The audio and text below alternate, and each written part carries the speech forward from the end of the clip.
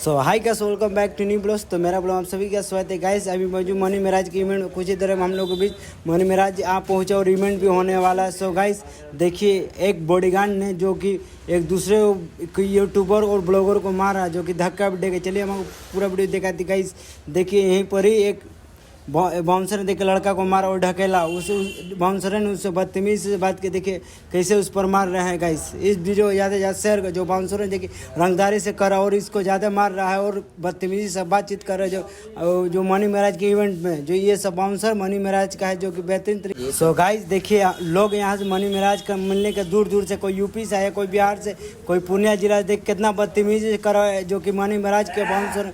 जो इस वीडियो में ज़्यादा ज़्यादा देखिए कितना गलत काम कर रही है मनी महाराज के बाउंसरों ने। देखिए कि चारों तरफ घेर लिया, जो कि किसी को स्टेज पर चढ़ने। देखिए कितना ढकेले। देखिए वीडियो तेजी से आ रहा है, जो कि एक लड़का को ढकेले। चलिए हम पूरा वीडियो देखते हैं जबरदस्त। सो गाइस देखिए, हम लोग बीच मनी महाराज और अनिरुद्ध ग्रेट का एंट्री हो चुका, जो बाबा सुपर डुपर बेहतरीन तरीके से। गाइस हम लोग को वीडियो बनाने बहुत से परेशानी है। जल्दी के बाउंसर ने हम लोग को ढकेला, जो कि एक दो लड़का गिर गए वहीं पर स्टेज पर, जो बहुत तरीके से गलत किया।